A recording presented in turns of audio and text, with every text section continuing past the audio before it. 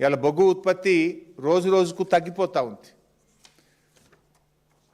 ఇది సింగరేణి బొగ్గు ఉత్పత్తి వివరాలు. కాంగ్రెస్ అధికారంలోకి వచ్చిన నాటి నుంచి ఉత్పత్తి తగ్గిపోతుంది, బొగ్గు అమ్మకాలు తగ్గిపోతున్నాయి. సింగరేణిలో జరిగిన స్కామ్ల వల్ల ఆ సంస్థ మీద ఎట్లా ప్రభావం పడుతుందనడానికి దిస్ ఈస్ ద డాక్యుమెంట్. ఇవి నేను చెప్తలేను, ఇవి సింగరేణి గణాంకాలు. బీఆర్ఎస్ హయాంలో ఎట్లా పెరిగిందంటే 2020-21లో 50 మిలియన్ టన్నులు, 21-22లో 65 మిలియన్ టన్నులు, 22-23లో 67 మిలియన్ టన్నులు, 23-24లో 70 మిలియన్ టన్నులు. అంటే ఇయర్ ఆన్ ఇయర్ పెరుక్కుంటూ పోయింది బీఆర్ఎస్ హయాంలో. కాంగ్రెస్ రాగానే 24-25లో 69కి తగ్గిపోయింది. ఇప్పుడు 25-26లో 9 నెలలు 10 నెలలు అయింది కదా, ఇప్పుడు 43-45కి తగ్గిపోయింది. బొగ్గు ఉత్పత్తి తగ్గిపోతుంది మీ స్కాముల వల్ల, మీ అరాచకాల వల్ల, అనుభవం కలిగిన కాంట్రాక్టర్లు లేకపోవడం వల్ల సింగరేణి సంస్థ మీద ప్రభావం పడతా ఉంది ఈరోజు.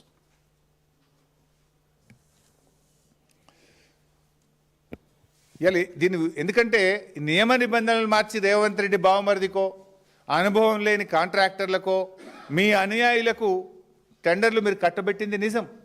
దానివల్ల ఇవాళ సింగరేణి ఉత్పత్తి తగ్గిపోతున్నది నిజం, సింగరేణి లాభాలు తగ్గుతున్నది నిజం. కాంగ్రెస్ 2 ఏళ్ల పాలనలో స్కీములు రాలేదు కానీ పదుల సంఖ్యలో స్కాములు మాత్రం వచ్చినాయి. 6 గ్యారంటీలు లేవు, 420 హామీలు లేవు. జాబ్ క్యాలెండర్ మాట దేవుడెరుగు కానీ స్కామ్ క్యాలెండర్ మాత్రం తెచ్చిండు రేవంత్ రెడ్డి.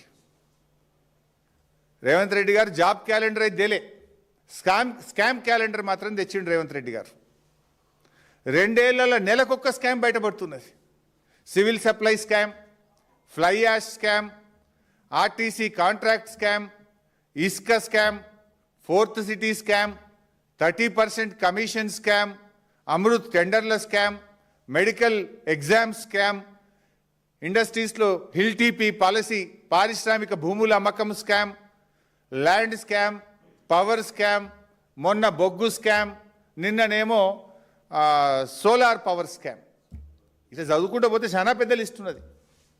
స్కీములు రాలే కానీ స్కామ్లు వచ్చినాయి రేవంత్ పాలనలో. కుంభకోణాలకు కేర్ ఆఫ్ అడ్రస్గా నిలిచింది రేవంత్ రెడ్డి గారి పాలన. అందుకే ఈ స్కామ్ల దృష్టి నుంచి ప్రజల దృష్టి మరల్చేందుకే ఈ సిట్ విచారణలు.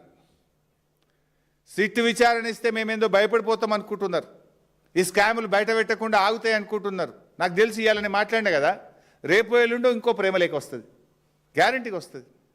నువ్వు పంపి ఎన్ని లేఖలన్నా పంపు, మేము మాట్లాడుతూనే ఉంటాం. బీఆర్ఎస్ పార్టీ అనేటువంటిది తెలంగాణ సాధించిన పార్టీ. మాకు ప్రజలు ముఖ్యం, ఈ రాష్ట్రం ముఖ్యం, ఈ రాష్ట్ర హక్కులు ముఖ్యం. ఇవాళ సింగరేణి కార్మికులు ముఖ్యం. సింగరేణి మీద లక్షలాది జీవితాలు ఉన్నాయి. 5 జిల్లాలు సింగరేణిలో, పాత 5 జిల్లాలు సింగరేణిలో భాగం. ఇవాళ సింగరేణి కార్మికుల కష్టాన్ని మీరు ఈ టెండర్ల పేరు మీద దండుకుంటామంటే బీఆర్ఎస్ పార్టీ చూస్తూ ఊరుకోదు. ఎందుకంటే మీరు ఆంధ్ర నాయకులతో చేతులు కలిపి